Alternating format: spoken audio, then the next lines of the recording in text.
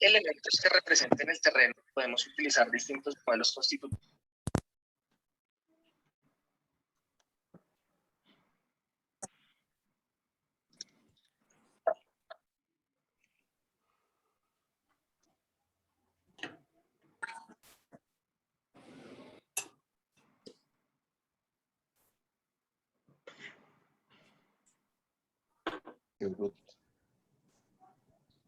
Mientras se van sumando, buenas tardes a todos. Voy a partir con una pequeña presentación de la profesora, así que para esperar mientras que los demás se van sumando a la presentación. Quería darles primero la bienvenida al cuarto Channel Tuesday, que en esta versión es organizada por la Mesa de Educación Superior del CTS Young Member. Y estamos muy contentos de que estén presentes hoy día y hoy día va a ser la presentación de la profesora Micaela Barrientos. Y sin más preámbulo y para dar inicio a la presentación de gestión de proyectos en túneles y obras subterráneas, voy a hacerle una pequeña reseña de la profesora Micaela. Es ingeniero civil estructural de la Católica, con experiencia en más de 30 años en minería, obras industriales y de infraestructura en Chile, Perú, Ecuador y Estados Unidos. Ha participado en la mayoría de los proyectos mineros más importantes de Chile, en aspectos que abarcan desde los estudios iniciales hasta su implementación y posterior operación. Además es profesora de Magíster de Administración de la Construcción en la Pontificia Universidad Católica de Chile y con el curso de Administración de Proyectos, y también es profesora de pregrado de la Escuela de Ingeniería de la Católica. Ha sido gerente de proyectos con importante foco en la seguridad y sostenibilidad, desarrollo de recursos minerales, implementación de proyectos, planificación de la preparación operacional en proyectos de gran envergadura y complejidad desde el punto de vista inversional y social. Y dejo con ustedes a la profesora Micaela Barrientos. Muchas gracias. Gracias, Javiera. Gracias. Hola a todos. A Javiera leyó un resumen de mi experiencia. Yo directamente, túneles y obras subterráneas, me ha tocado no trabajar como diseñador, no como ingeniero en esas obras, más bien como gerente de proyecto o jefe de ingeniería en algunos casos, cuando eran las obras del Metro de Santiago, la extensión de la línea 5, la línea 4, fui coordinador y gerente de ingeniería, pero no jefe de proyecto, ni ingeniero, diseñador. Así que yo no voy a hacer una mirada desde la ingeniería en sí mismo, sino que la gestión de proyectos, que es lo que me pidió la Javiera. Entonces, vamos a ello. Se llama gestión de proyectos, túneles y obras subterráneas. Y un poco a ver, ¿qué son los túneles y las obras subterráneas? Cuando me pidió trabajar, yo dije, pero los túneles y las obras subterráneas no es nada nuevo para el ser humano. De hecho, hay quienes sostienen que fue la primera habitación de los seres humanos. Es probable que arrancando de algún león o de un depredador se hayan metido en una cueva. También se usaron en la antigüedad como altares o refugios, ¿no es cierto? Se siguen usando. Se usan de múltiples formas, no solo como vías de habitación, vías de infraestructura, vías de comunicación, qué sé yo. Y los túneles y las obras subterráneas pueden ser naturales, las cavernas, muchas veces se usan cavernas naturales para hacer instalaciones, otras veces se construyen. Y también hay túneles subterráneos, o sea, artificiales. Túneles que en definitiva hay una franja abierta, uno construye una bóveda y la cubre de tierra, eso es muy frecuente también. Entonces, no es una obra reciente ni nueva. Y aquí hay una foto que lo demuestra, ¿no es cierto? Esta es probablemente un acueducto de la época romana. Tendrá 2000 años de antigüedad. Claro que la lucecita es nueva. Y se nota que en ese tiempo no había luz, porque no tiene trayectoria, no está pensada para que hubiera luz. Y aquí hay una evolución histórica como han ido haciendo los puentes, los túneles, ¿no es cierto? Primero probablemente una caverna en la roca, después con fortificación, y finalmente hoy se usan, pero con cualquier cantidad en el tráfico. Y los hay como este, que son probablemente originalmente una caverna para esconderse, ¿no es cierto? sin revestimiento, a esto, que es un túnel totalmente revestido, totalmente, llamémosle, automatizado. Y de hecho, si uno lo mira por la construcción, es muy probable que haya sido hecho con una máquina tunelera, de hecho, ni siquiera con excavación manual. Y hemos llegado a la sofisticación de esto que parece un absurdo, ¿no? Esto parece un chiste, como que jugando al Pac-Man, pasar de aquí para allá en túneles. Esta es una cruzada en los Alpes, ¿no? Entonces, los túneles se usan mucho. Y voy a meterme a una página que es el CNN en español, y son rarezas y otras cosas. ¿Y qué tipo de rarezas? Lo tengo abierto para que no perdamos tiempo. Perdón.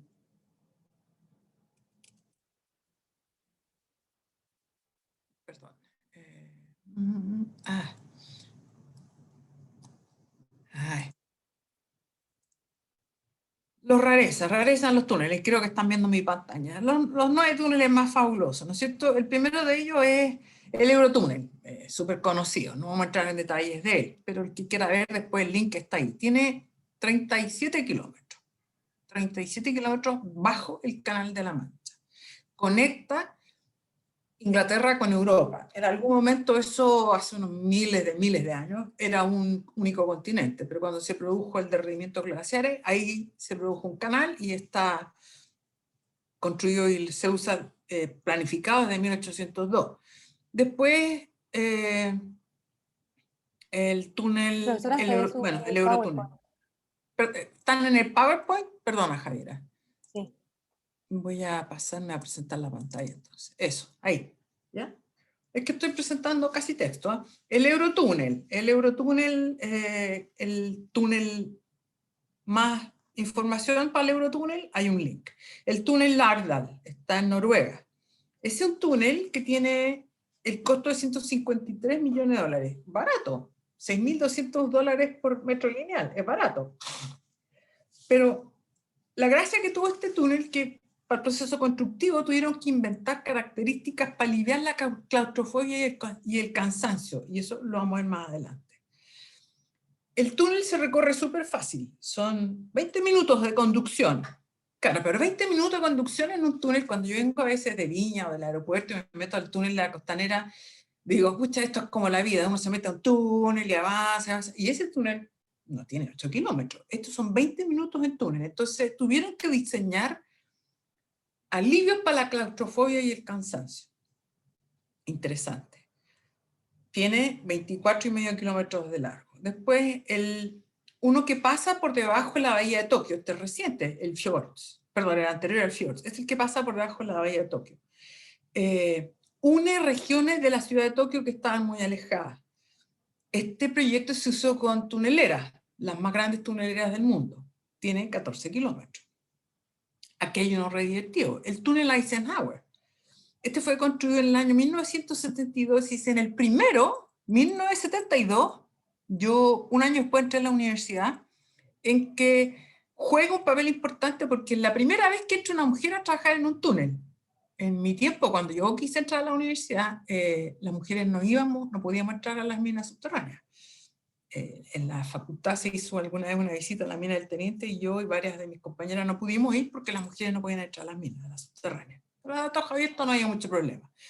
Entonces ahí primera vez que contrataron a una mujer, a Janet Bonnema, que fue contratada porque, para variar, decía Jade Bonnema y pensaba que era James, y la contrataron. Un túnel de 2,5 kilómetros.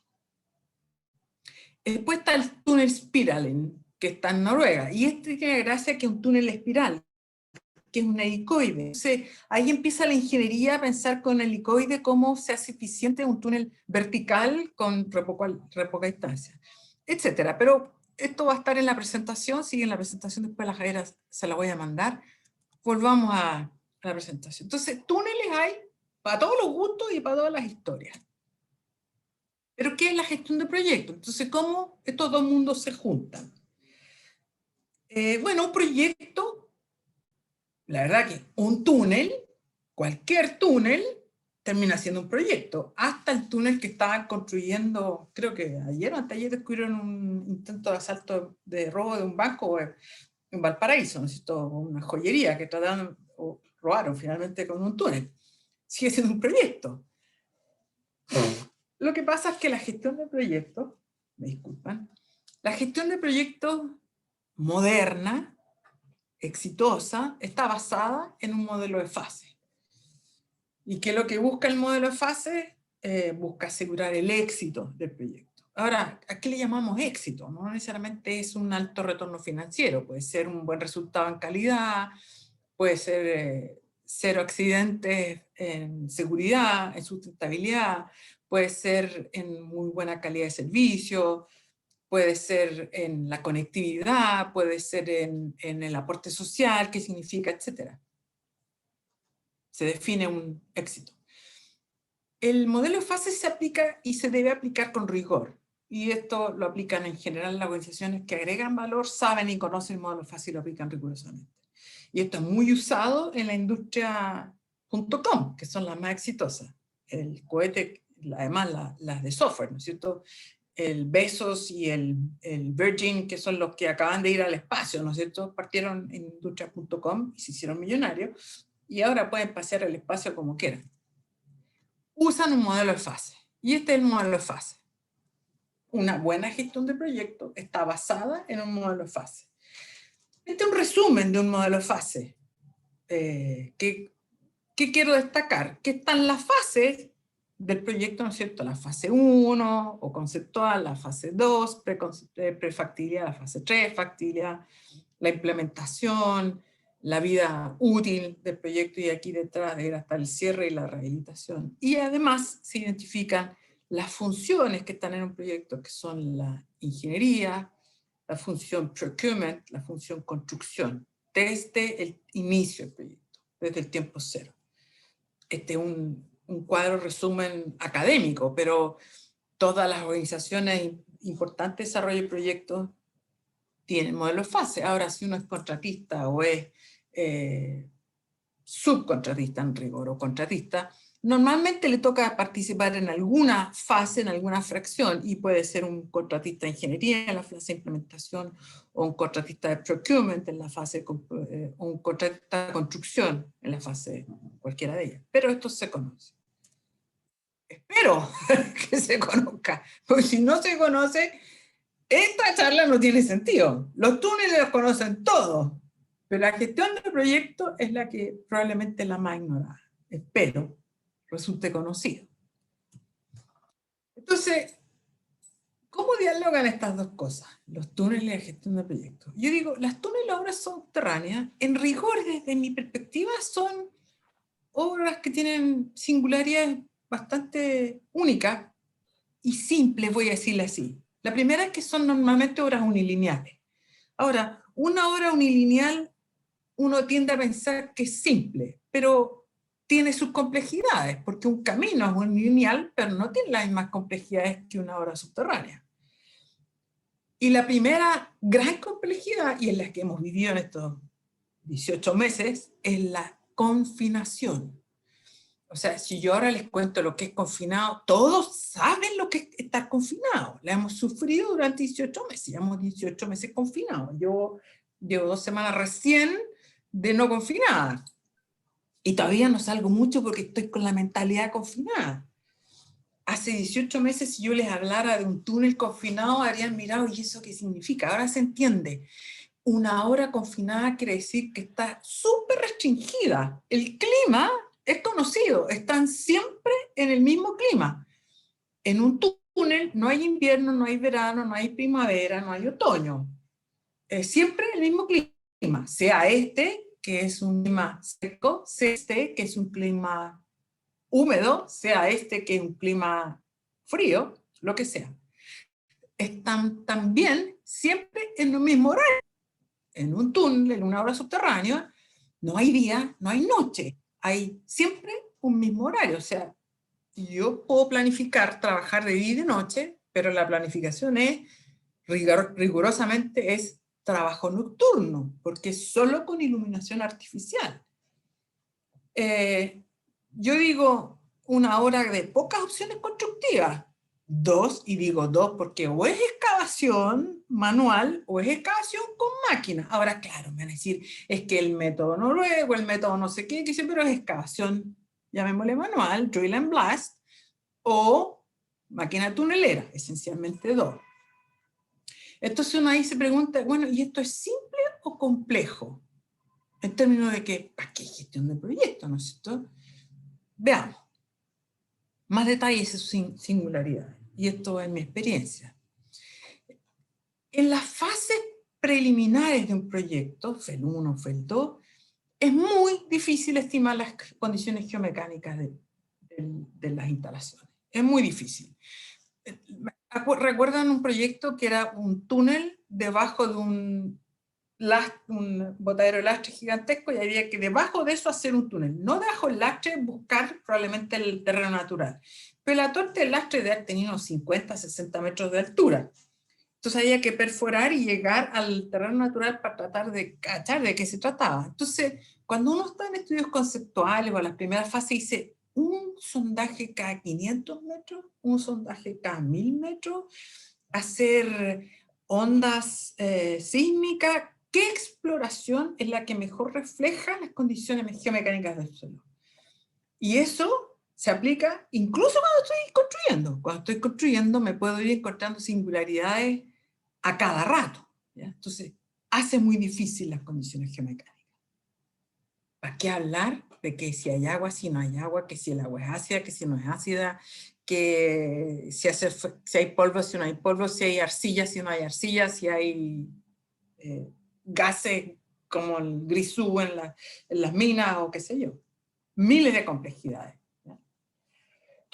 Por lo mismo, entonces, no es fácil hacer las estimaciones de costo y de plazo, porque dadas esas dificultades de singularidad, la incerteza entre cuánto es roca, cuánto es suelo, cuánto es, qué sé yo, de qué diámetro va a ser, si es máquina, si es a mano, son complejidades no triviales, no son menores. Y si pensamos en el Metro de Santiago, en las tecnologías de construcción que partió del año 71 a tajo abierto y después avanzó hasta la última línea que se construyó, fue toda drill and blast. Y finalmente ahora están usando máquina tunelera. Uno dice, pucha, que el mismo suelo de Santiago, pucha, que diversidad de tecnología estamos hablando en 40 años de evolución. Entonces, no es fácil hacer esta estimación. Por otro lado, se debe hacer una programación súper detallada de la logística, de los indirectos de construcción, porque volvamos al Metro Santiago, ¿no es cierto? O al túnel que yo les decía, debajo de este tremendo cerro lastre. ¿Por dónde vamos a llegar? ¿Por dónde vamos a salir? ¿Dónde vamos a poner la ventilación? ¿Dónde vamos a poner la iluminación? ¿Dónde voy a poner el sistema de comunicaciones? ¿Con qué frecuencia voy a instalar las cámaras, los alvéolos de seguridad, las orejas, como quieran llamarle? ¿En qué punto voy a hacer los cruces de camino? ¿En qué punto voy a hacer un segundo ventilación de construcción? Entonces, debe ser súper bien programada desde el principio. Y uno piensa que esto podría ser casi tan complejo como hacer una construcción industrial de una planta papelera. Igualmente complejo, a pesar que es una obra unilineal. El túnel de Melón, por ejemplo, o el túnel de la que pasaron nuevo por aquí debajo de la Costanera Norte, ¿no es cierto? Uno dice, pucha, una obra tan trivial ya hace 2 años, o 3, el Mapocho se desvió, se equivocaron en el cálculo hidráulico y se fue a meter el agua hasta abajo y destrozó toda la avenida Providencia.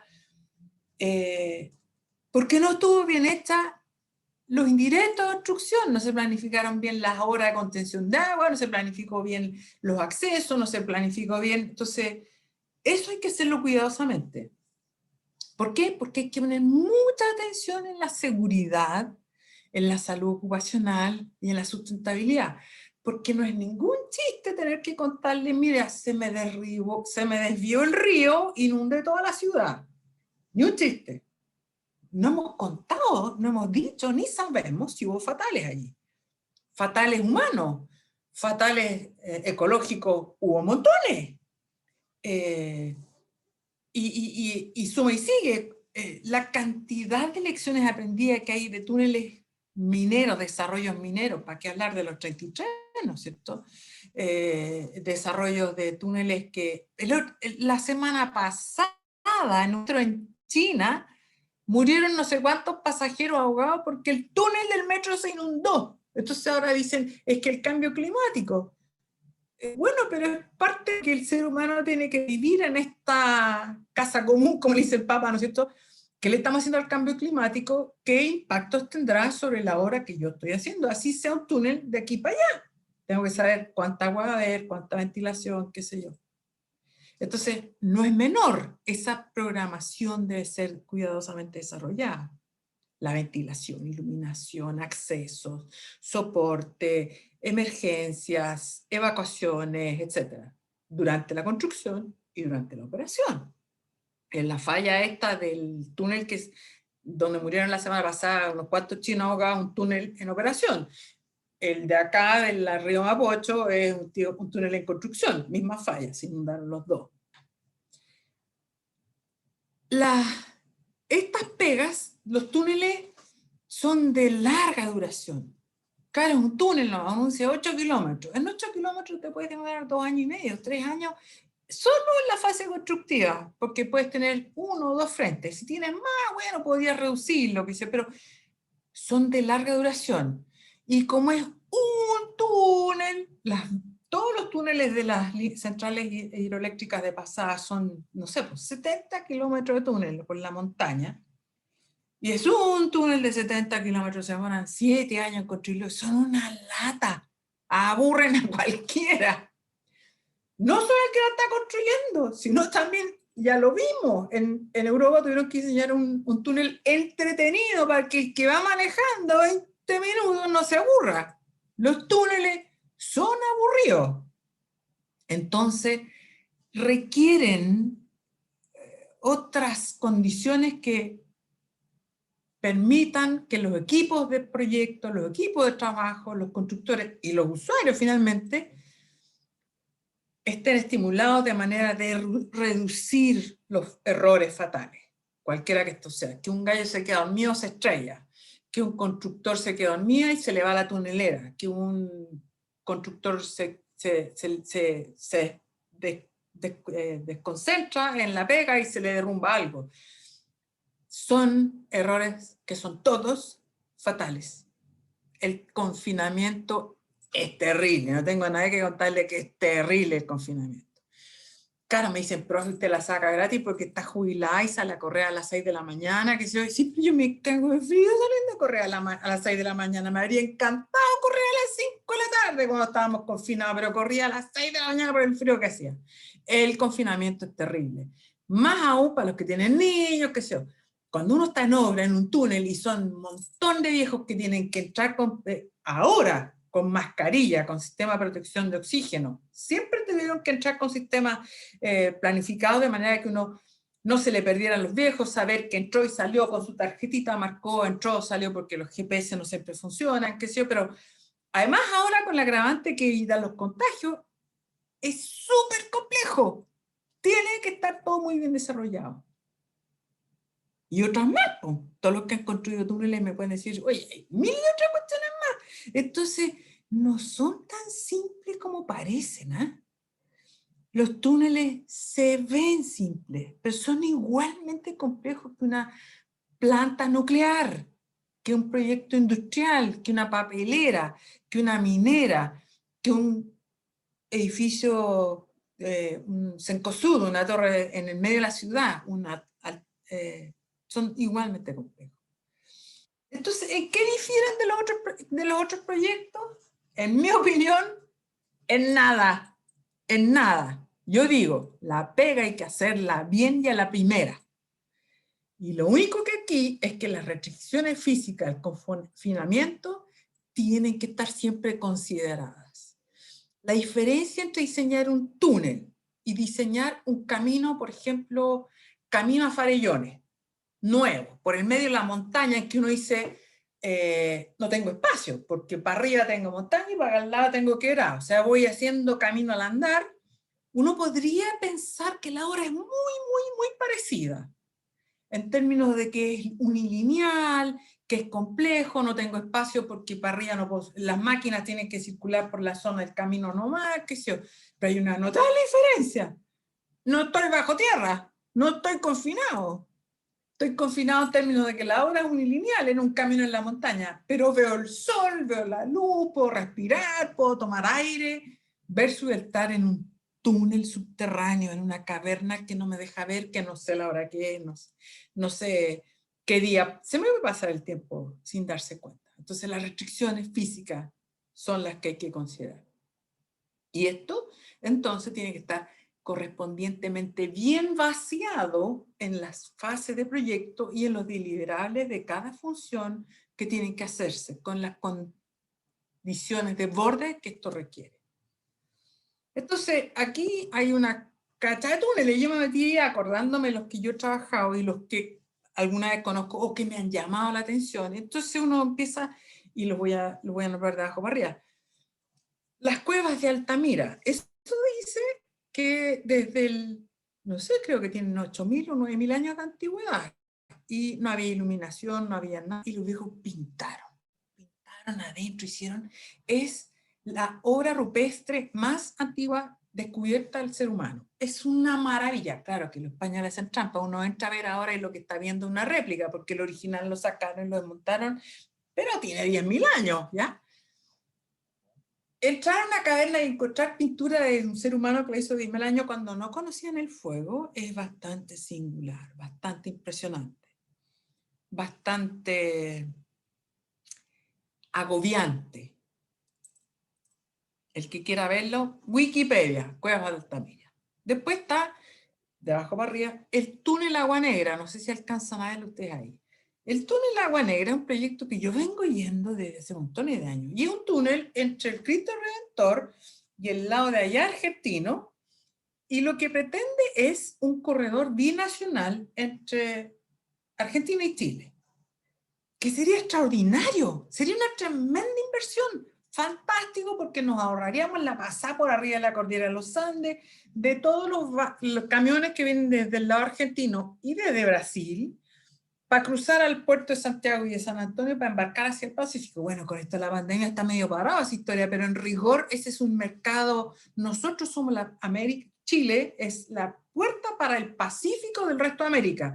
¿Y cuál es la gran barrera? La cordillera de los Andes. Y hay al menos 3 proyectos de túneles gigantescos. Uno en Coquimbo, uno aquí en los Andes y otro a la altura, creo que de Curicó, para construir entre los dos países. Y por supuesto no avanza porque los dos países no nos ponemos de acuerdo. Porque nosotros los argentinos decimos, no, yo pago mi lado nomás, más esta partecita menos, porque ustedes son más ricos y pueden pagar más y tienen que pagar hasta acá. Y nosotros los chilenos decimos, no, a mí me pasó plata del Banco Interamericano de Desarrollo. Y ahí estamos los dos países aturdidos, no resolviendo un problema que debiera haber sido una tremenda contribución para los dos pueblos que lo necesitan. El túnel Aguas Negras, ahí está, Andes, ahí está la información. El otro, el metro de Moscú.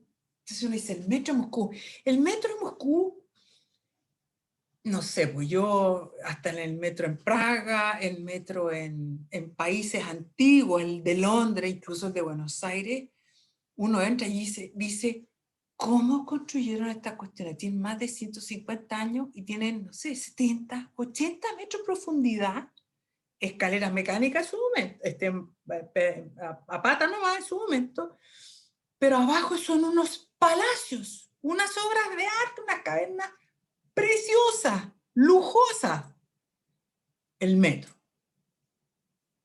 Y otro como el de Londres, un tubo nomás. De hecho, los ingleses le llaman the tube, el tubo nomás. No tiene ni una gracia, es un tubo nomás eficiente, solo transporta gente. Entonces, obras que fueron pensadas y diseñadas y construidas en que el túnel era no lo importante, sino que lo que importa es lo que queda. ¿Ya? Le mostré el Canal de la Mancha. El primero de arriba es el túnel Río Asana, y ese es un proyecto en el que yo trabajé, que está en construcción. A finales de este año entró en operación una mina nueva, grande, gigantesca en Perú, de Angloamérica. Y la singularidad de esta mina es que el yacimiento está sobre un río. Nos faltó el tontón que dijo, ¿por qué no cambian el yacimiento para no mover el río? Pero ustedes que son inteligentes se darán cuenta que es imposible. Hay que cambiar el río para poder explotar el yacimiento. Pero esa es una zona que es al norte de Arica, al norte de Tacna, en la zona de Moquegua. Zona desértica. Y es un único río que circula por ahí y que va por Moquegua, el río Asana va por Moquegua y remata en Hilo. Entonces, ¿cómo le explica uno a la población agrícola que vive desde la alta cordillera de los Andes hasta la costa, en este valle, como si fuera el río Loa en Chile? Mira, voy a desviar tu río y lo voy a tirar por otro lado, porque aquí voy a hacer una mina. Fue muy difícil. Fueron años de negociación social para que la comunidad aceptara que el río iba a ser derivado, y el río es metido en un túnel diseñado solo como desvío, ¿ya? Pero ojo, un desvío de esa magnitud tiene que estar pensado a perpetuidad. ¿Por qué? Porque si el túnel colapsa, el río se queda arriba de la cordillera y empieza a formarse probablemente en cientos de años un lago artificial, pero para abajo queda el desierto pelado y la gente que vivía abajo de esa agua se muere toda. ¿Cierto? Entonces, condiciones de diseño que uno diría, no, son triviales, un túnel desvío de un río, pero no es trivial. En Europa hay muchos ríos desviados. No sé si habrán visto fotos de un río desviado alemán que de hecho tiene un puente que da la vuelta así el río, pasa por abajo otro y pasa el barco y restituye en el canal que va por arriba. Lleno, pero de túneles que desvían agua donde no tienen estas dificultades. Todos ellos requieren gestión de proyectos. No se pueden hacer como lo hacían, no sé, por los pisquineros. Refuerzo, en particular, cuáles son las condiciones la condición de diseño, el confinamiento, la luz, la ventilación, entradas y salidas, escape, eso está estandarizado, hay normas que lo exigen, internacionales. La cantidad de agua. Yo trabajé en un proyecto en una mina, que la mina, igual que en Quillada de Costa, debajo de un río, pero este es el efluente de partida del Amazonas en la Amazonía ecuatoriana. Imposible mover el Amazonas. Entonces, ¿qué se hace? Se construye el túnel para construir la mina debajo del río. Y nosotros hacíamos el cálculo de la cantidad de agua que circula por dentro de la mina, que hubo que hacer obras de desvío para capturar el agua y lograr un ambiente de trabajo seguro, con agua hasta por todos lados. Era más que el agua que corre en el Mapoche y en San Carlos juntos en pleno verano o invierno en Santiago. Eran 13.000 metros cúbicos en el río, no me acuerdo si era por minuto. 13.000. Cualquier cantidad de agua. Entonces hubo que hacer ductos, cavernas especiales de captura del agua para poder dejar los túneles de acceso a la mina y hacer la operativa. Entonces, la cantidad de agua por exceso o por defecto también es importante. La temperatura. Yo estuve en unas minas en Sudáfrica en que pasado, no me acuerdo si eran 3 o 4 kilómetros de profundidad del túnel, empieza a haber 37 grados o más permanentemente. ¿Por qué? Porque te empiezas a acercar al núcleo de la Tierra. Y entonces ya el frío que hacía arriba ya no hace, es mucho calor. Entonces, las formas de ventilación, estoy hablando de minas de platino, minas de diamante, es espectacular para poder manejar temperatura de manera que el ser humano subsista a eso. De la misma manera, estuve viendo unos túneles en Noruega en que la temperatura permanente 20 grados bajo cero permanentemente. Entonces también es otra forma también las temperaturas condicionan el diseño, que tienen que estar pensados desde el minuto que estoy pensando que voy a hacer un túnel. Y después vienen los horarios de trabajo. Entonces yo planifico mi proyecto y digo, voy a hacer turno día. ¿A qué le llamo turno día en un túnel? Voy a usar turno día y turno noche, voy a usar solo turno día, y eso lo tengo que pensar súper bien, porque además va a impactar mi programa. Y como los túneles son siempre construcciones apuradas, a pesar de que se demoran mucho, yo tengo que dejar en mi programa alguna holgura. Entonces el turno horario de trabajo tiene que estar súper bien pensado. ¿Será de 14? ¿Será 16? ¿Será 24 horas? ¿Se fijan? son singularidades que cualquier otra obra en superficie no tiene, a pesar de que es una obra unilineal, simple, y esto tiene que ser gestionado. ¿Qué más? Bueno, entonces entramos a las condiciones geomecánicas, que si es roca, que si es suelo, que si es con revestimiento, que sin revestimiento, el método constructivo, a qué profundidad. No es lo mismo un túnel a 2000 metros de profundidad bajo la cordillera de los Andes que un metro a 30 metros o 60 metros en la Piedra de Santiago. ¿Qué pendiente va a tener? Una pendiente larga, alta, baja, un túnel cabo vertical, ¿qué longitud? Es simple, es doble, eso me va a permitir escape o no escape. Y después vienen las otras condiciones. ¿Y qué otras condiciones? Bueno, los permisos. ¿Tengo permisos para entrar y salir en estas coordenadas? ¿Qué permisos requiero? Ambientales, sociales, legales, de propiedades, qué sé yo. El agua y la energía. ¿Cómo voy a llegar con el agua y la energía a cada uno de los puntos? ¿Voy a hacer salida a los viejos todas las veces que necesiten ir a comer o voy a darles cantina desde dentro? ¿O el túnel va a tener cada 2 kilómetros una caseta de emergencia? ¿Cómo lo va a hacer? ¿Cómo son sus accesos? ¿Cómo son sus servicios? ¿Cómo son sus suministros? ¿Voy a necesitar un campamento? El túnel tiene 70 kilómetros. Voy a tener que tener un campamento adentro. Y cada una semana los viejos salen y trabajan afuera. Y hoy, con esto de la pandemia, cada vez más. Va a ser el catering.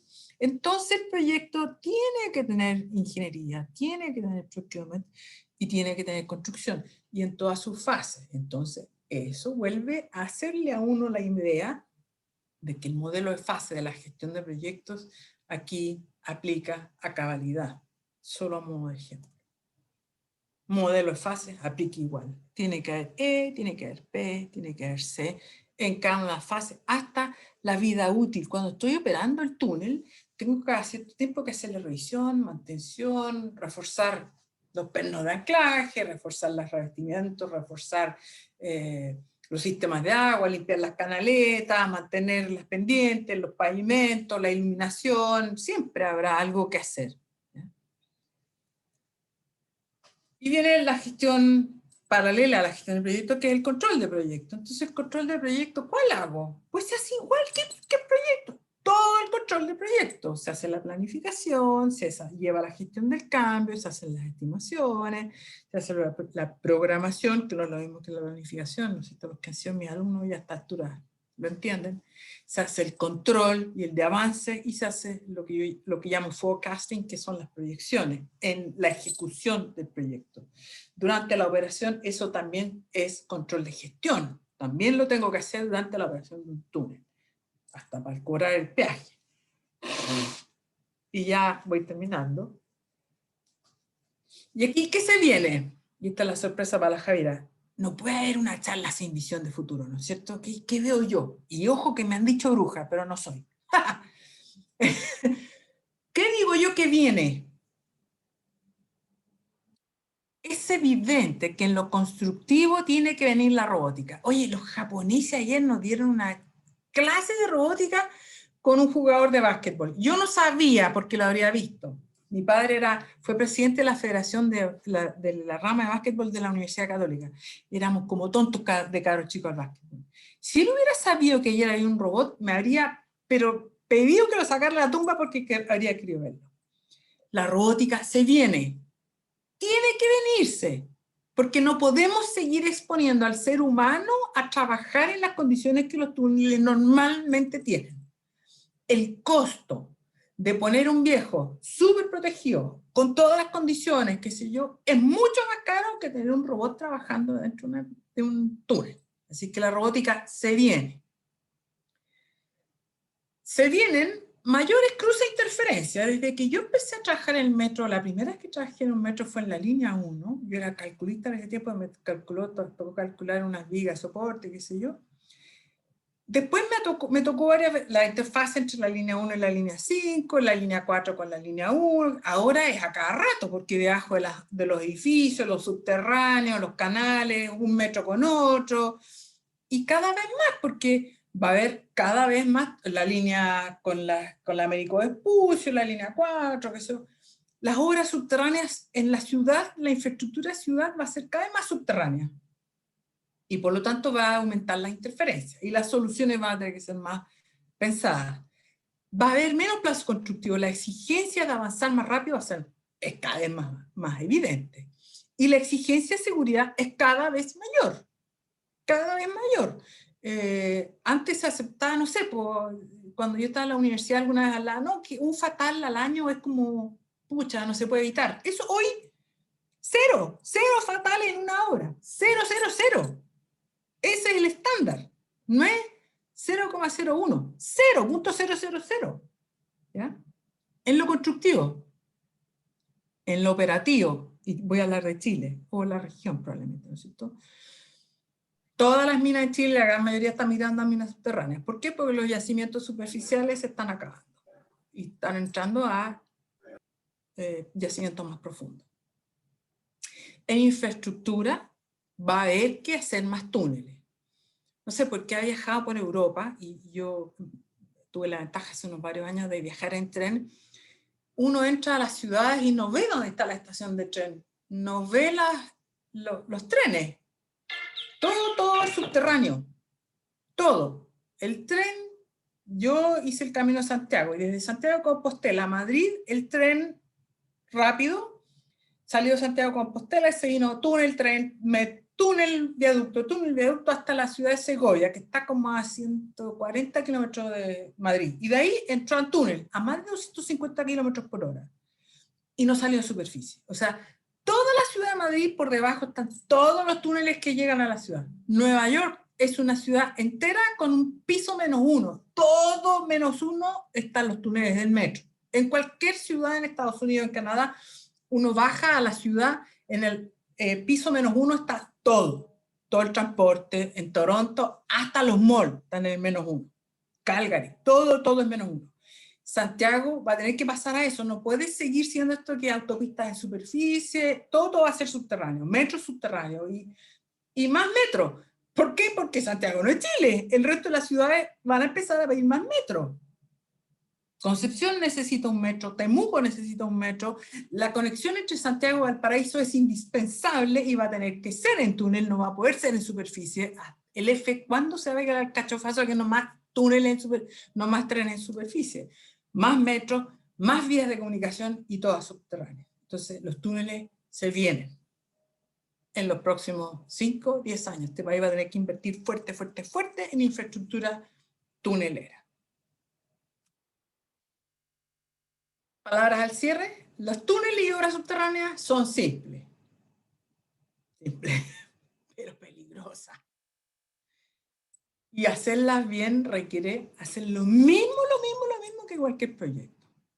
La pega bien hecha a la primera. Y esa es la pega de los ingenieros, hacerla bien y a la primera. Eso. Muchas gracias. Javiera, tuyo. ¿Estás? Sí, aquí estoy. Muchas gracias, profesora. Muy buena presentación. Los invitamos a ver si es que alguien se atreve a abrir su micrófono o escribir sus preguntas por el chat.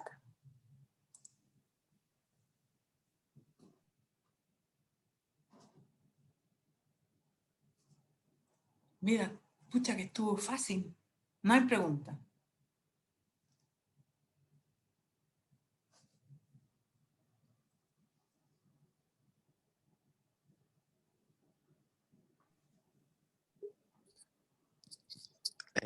Profesora, hola, buenas Matías. tardes. Sí, tengo una consulta con respecto a las evaluaciones geomecánicas en la etapa de construcción de túneles. ¿Qué tanto énfasis en tanto a evaluaciones económicas es lo que se le hace a ese tipo de evaluaciones? Mira,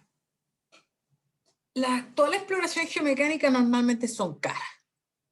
Hacer sondaje es caro, hasta las calicatas pueden salir caras, ¿no es cierto? Entonces siempre, para variar, es el balance entre cuánto gasto por obtener información geomecánica versus cuánta información de verdad necesito para definir el CAPEX, el precio, ¿ya? Y esa no es una receta fácil. Yo no he encontrado aún, porque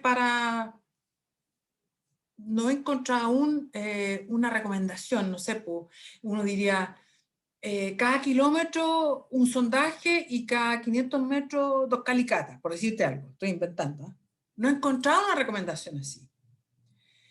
Sin embargo, la industria minera, para la evaluación de recursos minerales, tiene recomendaciones en términos de cuántos sondajes se requieren para cada fase, cuando estoy en fase FEL 1, FEL 2 y FEL 3. Entonces, es probable que un experto geomecánico en investigación para túneles va a tener que desarrollarse esa especialidad en términos de estimación, no dada la exploración, definir qué tipo de geomecánica es. Esa ya existe hace mucho tiempo en Chile, pero un experto o un estimador va a tener que definir qué es lo que mejor balancea entre costo-exploración versus información para apuntarle mejor a la precisión del CAPEX. Hasta ahora yo no la he visto, no la conozco, pero la más cercana que he visto y que alguna vez con un equipo de mecánicos y mineros extrapolamos para hacer una exploración en unos túneles, en particular en un proyecto minero, hicimos eso, le preguntamos a los mineros, oye, ¿cómo hacen ustedes para cachar cuántos sondajes se necesitan para ver cuánto de recursos hay? Y ahí hicimos pero un estándar de eso no lo conozco, pero debiera producirse. Muchas gracias. Profesora, ¿estáis de acuerdo con el análisis que hacía de la geomecánica, digamos, sobre todo cuando uno quiere determinar, ¿no es cierto?, la magnitud de las obras, de las estructuras, digamos, subterráneas, ¿cierto? Pregunto, el nivel de relevancia, digamos, que usted manifestaba respecto de la gestión, digamos, del proyecto en cuanto a logística, a determinación de seguridad, digamos, ¿hace recomendable eso que en los proyectos el mandante de las obras de alguna manera controle esos aspectos? Mira, el mandante de las obras puede ser lo empelotado que quiera. ¿Me explico? ¿Sí? Pero el modelo, eso tiene que aplicarse. Y si el mandante es un empelotado, tiene que al menos tener un equipo, puede ser directo de él, o indirecto, un especialista, que aplique la gestión del proyecto rigurosamente. Y eso aplica, no sé, pues yo creo que el señor Bezos, que es el dueño de Amazon, o era el dueño de Amazon, y que mandó que se hizo esta nave espacial para ir a pasear un par de minutos a la luna, él no tiene ni la más idea de lo que es poner un cohete en la luna. Él puso las lucas y contrató un equipo experto que con sus lucas le manejó su proyecto seguro, oportuno, logró lo que quería y exitoso. ¿Te fijáis? Entonces, el mandante es un empelotado completo, él tiene las puras lucas. Pero si fuera un mandante educado, que no solo tuviera las lucas, sino que además supiera hacerla, inevitablemente tiene que hacerlo. O sea, alguien tiene que poner este modelo de gestión siempre. El dueño lo paga directo o indirecto, pero tiene que existir. ¿Por qué?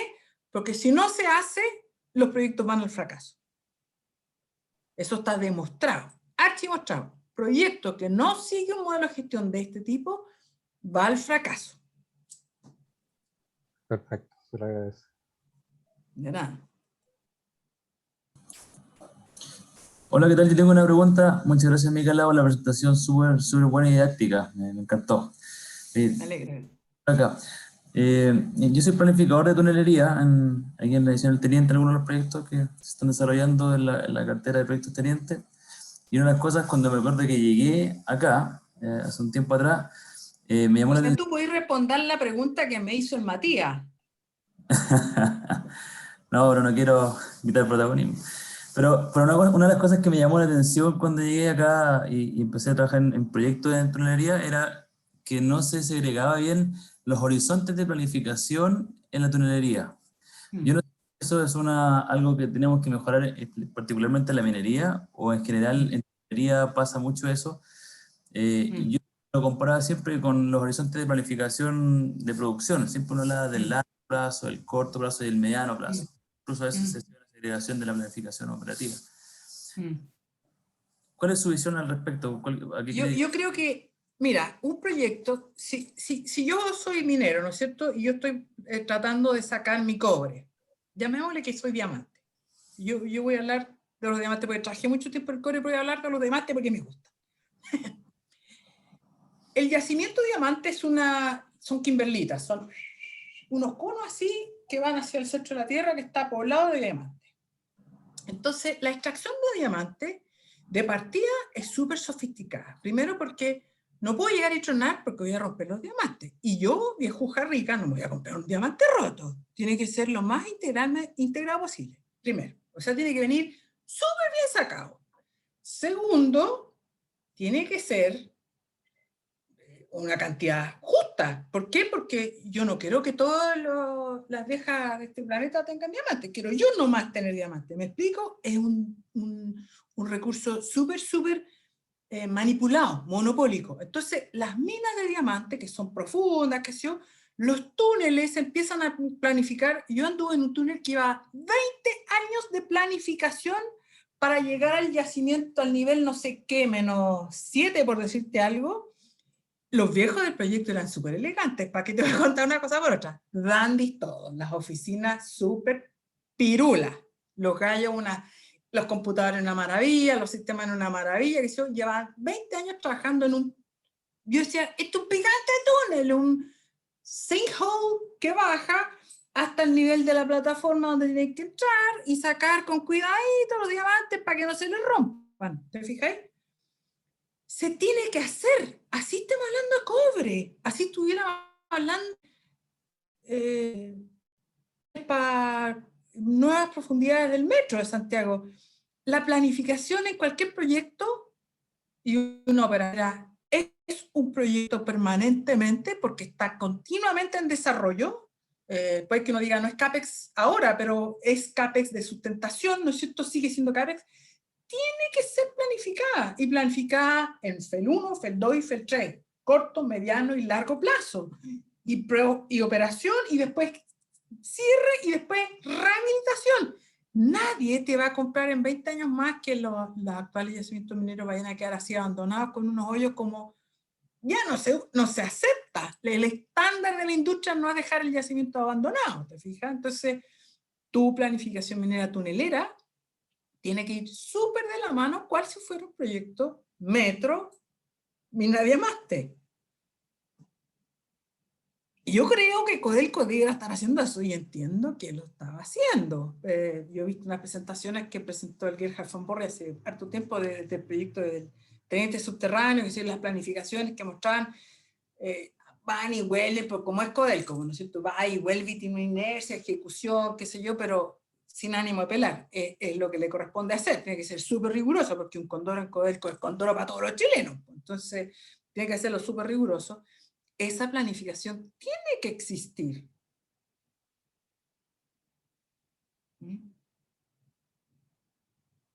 No sé si te respondí, Diego. Sí, sí, muchas gracias. Era más que nada hacer el énfasis, ¿cierto?, en esa necesidad de hacer toda esta, de abarcar todos estos horizontes, justamente. Sí. Sí, muchas gracias. Sí, es parte del desarrollo minero. Uno tiene que saber cómo va a desarrollar su yacimiento y cómo va a llegar al yacimiento. O sea, lo que el minero quiere sacar ahora tiene que llegar a encontrarlo, y esa es planificación que alguien tiene que hacer. Ahora sí, la pregunta que uno se hace es cómo se reconfiguran los horizontes de programación cuando el proyecto es de corto plazo. Ahí muchas veces lo que para un proyecto podría ser el largo plazo pasa a ser el mediano plazo para otro, tal vez. Pensando en proyectos mineros, por ejemplo, que son relativamente rápidos, que son de 2-3 años, la ejecución. Todos esos tienen que estar planificados, todo eso tiene que ser parte de planificación minera. La planificación minera va a decir en qué momento va a entrar a un frente y cuánto la planificación ya no es yo empiezo a hacer un hoyo y termino cuando termino. No, la planificación es yo tengo que tener ese acceso abierto en 5 meses más. ¿Qué hago para llegar a 5 meses? Entonces la planificación es hacia, los gringos dicen, es hacia el término del proyecto. Yo planifico qué es lo que quiero hacer y cuándo lo necesito, y de ahí me devuelvo a mi planificación y veo qué es lo que tengo que hacer. A lo mejor no es un frente, tengo que abrir 2 frentes, a lo mejor 3 túneles, 4 túneles, qué sé yo. Lamentablemente estamos muy acostumbrados a planificar. Ya voy a empezar un túnel para llegar para allá y me voy a ir con el túnel y llego allá y, pucha, me demoré mucho. siempre tiene que, es hacia la puesta en marcha, llamémoslo así, planificar la puesta en marcha, planificar la pasada de la prueba de proceso, planificar qué es lo que necesita la concentradora, planificar en qué momento voy a tener, y condiciono eso, los permisos, todas las cuestiones para atrás, y eso me permite, si yo me volviera a mi diagrama de fases, hacer este mapa de fases de mi proyecto Túneles. Para tal fecha lo necesito y voy a ir haciéndolo para atrás en un primer, cuando estoy en el scoping, en la idea. Y ahí planifico mis fases y las defino, y de ahí las sigo rigurosamente, ¿cierto? Ahora, puede ir cambiando, pero a medida que voy avanzando tengo que ir haciendo la gestión del cambio que corresponda. Entonces tengo que planificar, hacer la gestión del cambio, hacer los ajustes, y por lo tanto el sistema de control del proyecto aplica igual. Así yo estoy planificando para que en 5 años más tengo que tener el frente abierto en la sur-sur, ponte tú, y me voy viniendo para acá. Fíjate, ¿me explico, Diego? Eso se aplica rigurosamente, así sea el stay in business de reemplazar el molino 1 que es del año del rey Perico. Sí. Sí, muchas gracias, muy buena explicación. De nada, Diego. Micaela, mira, tenemos una Sí. pregunta acá en el chat de ¿Ya? Federico Andino. Dice, primero, saludos desde San Juan, Argentina. Felicitaciones por la presentación. Consulta, Ay, tus sanjuaninas están al otro lado del túnel. Dice, consulta, ¿existen actualmente estándares, normativas, recomendaciones, etcétera, para la gestión de proyectos de túneles? ¿Puede mencionar alguna de ellas?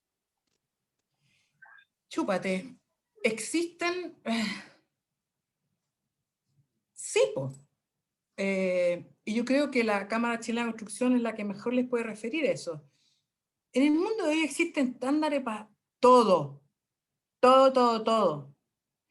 Pero yo no me las conozco porque, como yo dije del principio, yo no trabajé diseñando túneles, ¿ya? Existen estándares para las ventilaciones, para la iluminación, para los accesos, para las dimensiones, para acá cuánto tiempo tengo que tener una caseta de seguridad, una oreja, todo eso, pero no sabría decirte. Yo creo que las comisiones de túneles, la norteamericana y la europea, probablemente son las más rigurosas y las que mejores tienen esas cuestiones. La Asociación de Ingenieros de Túneles norteamericana es bastante buena, la europea también. La francesa es muy buena, pero yo no me las conozco. Si les sirve de algo, aporto las normas Porfa. y estándares IARC, que son una compilación, digamos, un intento de estandarización continuo las uráneas en Europa. ¿Quién fue y qué dijiste de nuevo, porfa? Las normas, estándares y recomendaciones de IARC. P-A-R-C.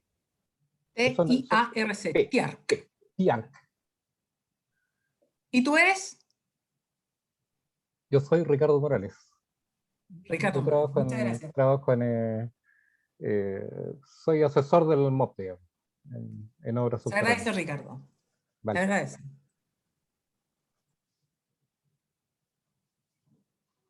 Matías, ¿otra pregunta? De momento, esas son las únicas preguntas que hay en el chat. No sé si alguien tiene alguna otra consulta, pero en Por virtud aquí del yo tengo tiempo... una consulta, Micaela. Más que una consulta, quería saber y preguntarle desde su experiencia, considerando todos los riesgos que pueden existir y que no se han visto planificados en alguna obra subterránea, ¿qué le ha tocado ver? ¿Qué desafío se le presentó durante su carrera y cómo lo abordó para eliminarlo, mitigarlo dentro de lo posible? A ver si nos puede comentar un poquito los que estamos recién comenzando en esto. ¿Tú eres Nicolás? Nicolás Jerez. Nicolás, mira, voy a volverme al diagrama de este diagrama de, Hoy, la gestión del riesgo es inherente y permanentemente la acompañante de la gestión de proyectos. ¿Por qué? Porque todo proyecto es un riesgo. Puede ser un riesgo inversional, puede ser un riesgo de salud, puede ser un riesgo ambiental, puede ser un riesgo social, lo que tú quieras. Entonces, siempre rigurosamente hay que ir haciendo análisis de riesgo. En la medida que, no sé, pues si yo voy a salir de mi casa hoy, sé que corro un riesgo al cruzar la calle porque mi edad a esta altura me hace considerar que las veredas son un poco altas, por decirte algo. Me he pegado 2 tropezones ya. Entonces, la gestión del riesgo hoy es inherente a la gestión de proyectos. Y no se puede obviar, no importa la fase en que yo esté desarrollando un proyecto, sea de túnel o lo que sea, no puedo dejar de hacer análisis de riesgo.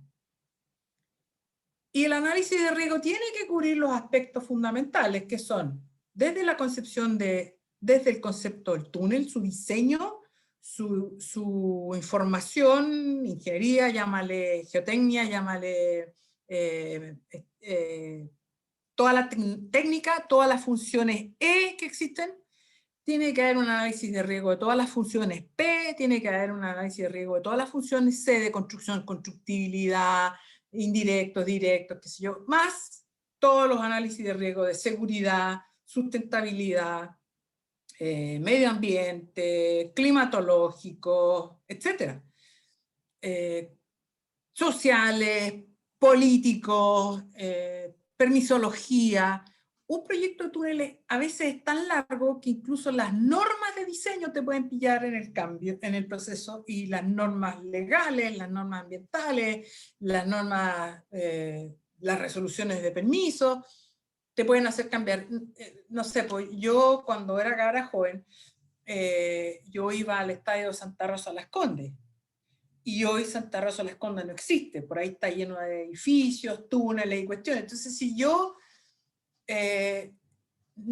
pensando en el tiempo, no hiciera análisis de riesgo, no habría sabido que todo va a cambiar. Entonces, como la norma es que todo cambia, el clima está cambiando, las condiciones, la gestión de riesgo es inherente y no se puede dejar de hacer. Pero en túneles, la gestión de riesgo tiene que partir por considerar el confinamiento. El confinamiento es la condición de, llamémosle, prima de diseño de un túnel. ¿Te responden algo eso, Nicolás? Sí, me responde mucho. No sé si es que existe chance que nos pueda mencionar algún problema o algún riesgo que haya ocurrido durante alguna obra de las cuales estuvo liderando y estuvo participando usted, que se presentó X situación y se solucionó de Y manera. Bueno, lo que yo mencioné al principio, ¿no es cierto? Esta inundación que hubo en el túnel de la construcción de la Costanera Norte, eso fue porque hicieron mal el análisis de riesgo, de hecho, de crecida del río Mapocho. Y las barreras de contención del río Mapocho a la crecida fueron insuficientes y se inundó el túnel, inundó toda la avenida Providencia y toda la costanera Andrés Bello, y produjo daños gigantescos.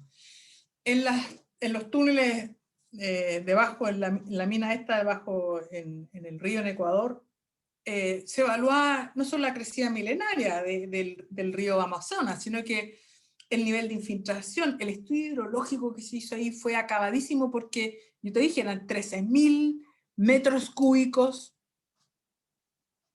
por segundo que inundaba esta cuestión, que filtraba. Entonces era una cantidad de agua impresionante y hubo que diseñar túneles, son 2 túneles de entrada, solo de desarrollo para llegar a la mina, pero hubo que diseñar túneles que en el fondo lo que hacen, laterales, que son verticales, que lo que hacen es conducir las aguas para sacarlas de estos que son los principales de operación y con un tema de bombas gigantescos para restituir el agua al río, diferenciarla entre la contactada y la no contactada por problemas ambientales, la contactada tratarla con una planta de tratamiento para restituirla al Amazonas.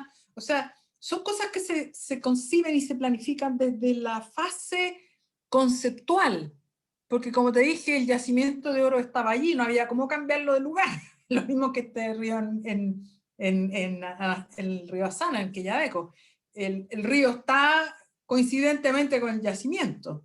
Ahora, en otros túneles, por ejemplo, no sé, pues si tú usas la costanera Américo Vespucio Norte o la ABO, ¿no es cierto?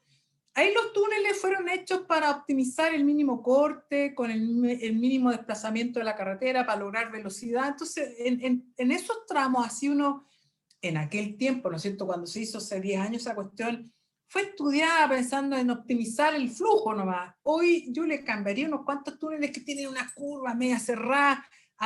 Faltó ahí un análisis de riesgo de mirando hacia futuro cómo iba a crecer el desarrollo urbano por ese lado. El metro, la misma historia. El metro hoy tiene que hacer sus análisis de por dónde va a ser el trazado de manera que impacte lo menos posible las entradas y salidas a la ciudad, las entradas y salidas de la marina. Yo vi trabajaba hace unos 2 o 3 años en una compañía que estaba supervisando el nuevo metro de París, que son, no sé, por 250 kilómetros de metros debajo de la ciudad de París. ¿Te imagináis lo que es estudiar los indirectos, los patios de almacenamiento de marina, los patios de entrada, esto se hace con máquinas tuneleras, los patios, los lugares de entrada en los túneles y todo, en una ciudad como París, que está llena de monumentos desde la punta hasta la cola, y que, no sé, pues aquí reclamamos cuando el metro, la línea 3 y la línea 6 pasaban por debajo de la Moneda o debajo del centro de Santiago, reclamamos que las vibraciones podrían hacer caer, fallar los edificios, esos análisis de riesgo, tolerancias a las deformaciones, se calculan desde el principio. Bueno, en el París esa cuestión es exacerbada al máximo. La otra es, porque tú construir túneles debajo de una ciudad como Nueva York, que están los edificios, o sea, un edificio de, no sé, 60 metros, de 60 pisos para arriba tiene 12 pisos para abajo. Entonces uno tiene que pensar, ¿cuántos metros más abajo tengo que hacer mi túnel para que de partida no choque con el edificio? Y por otro lado, ¿cuántas de esas líneas de agua o de servicios están efectivamente mapeadas? Entonces uno hace análisis de riesgo respecto de los servicios que hay subterráneos cuando estoy en túneles en la ciudad, y cuántos de esos me voy a topar, y con qué probabilidad voy a tener que reubicar una línea grande de acueducto, una línea de agua de alcantarillado, una línea de iluminación, qué sé yo. Son evaluaciones que permanentemente se hacen en infraestructura, tanto como el que en un túnel en la cordillera, estoy haciendo un túnel para llegar a un yacimiento, y entonces, ¿cuánto de la máquina va a ir avanzando por roca? ¿Cuánto va a ser roca fracturada? ¿Cuánto va a ser roca sana? ¿Con qué velocidad voy a llegar? ¿Y dónde la voy a sacar? Entonces tengo que analizar, ¿la voy a sacar o la voy a dejar perdida? Al kilómetro 10 voy a dejar perdida la máquina y voy a explorar solamente los primeros 8 porque voy a sacar mineral. ¿Te fijas? Riesgos de ese tipo se tienen que estar analizando permanentemente, del negocio, de la seguridad, de la sustentabilidad, de los permisos, los cambios sociales, etc. En fin. Excelente, Micaela, muchas gracias. De nada, Nicolás. Profesora, yo tengo una pregunta. ¿Javiera? Sí, es que algo que me llamó la atención en mi práctica y fue con el tema del control, que existe una condición contractual que a la ITO le exigen hacer informes mensuales y todos los meses.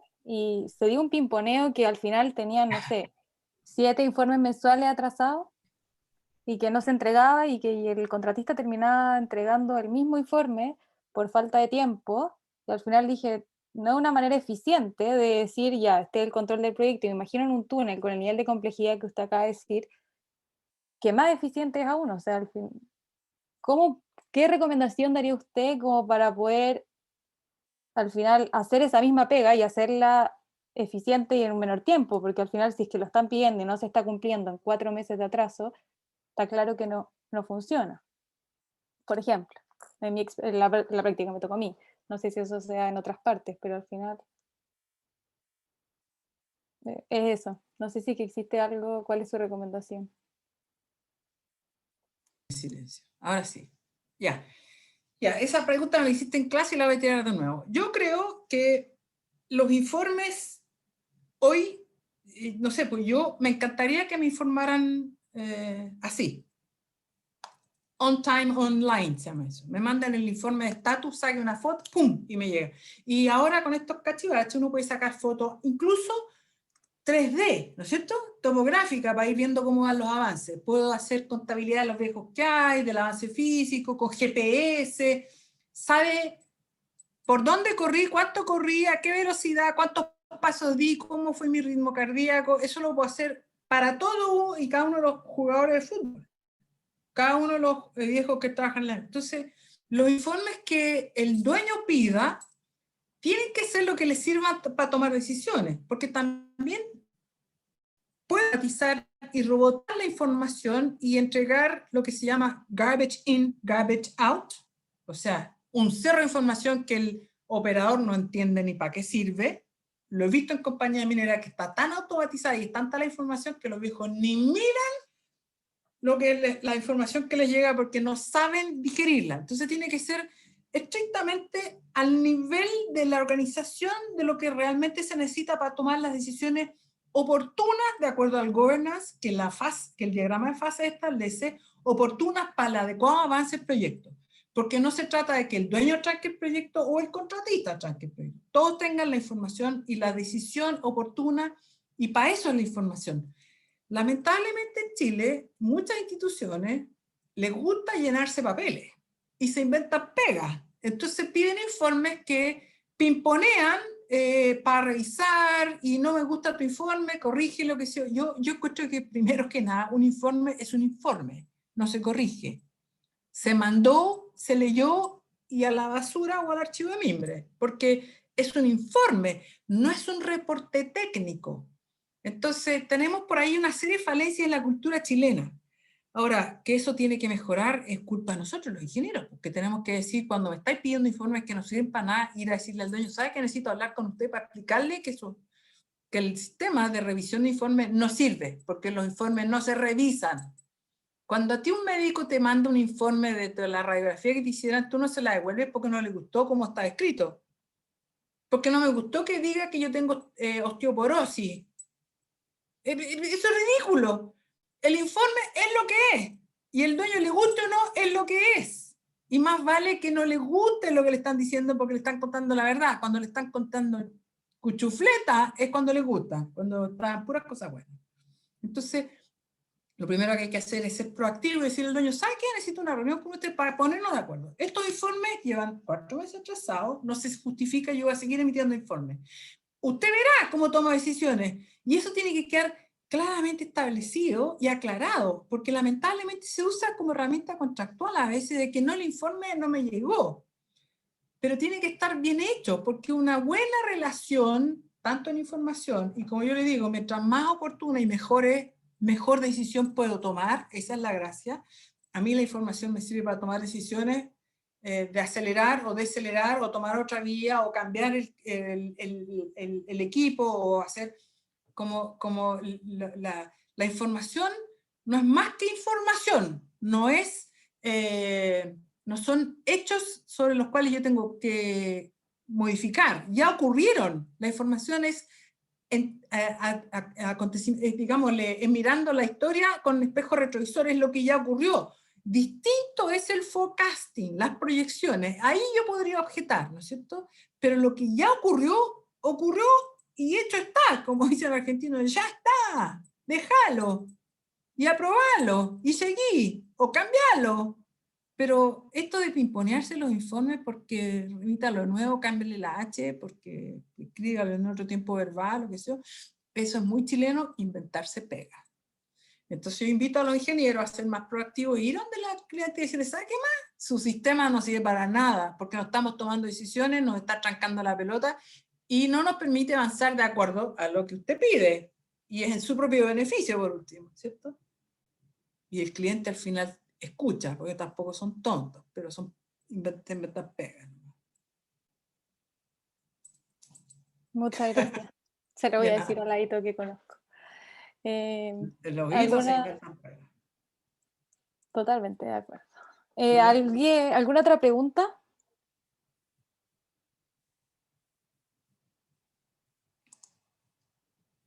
Si es que no hay más preguntas, entonces, bueno, muchas gracias, profesora.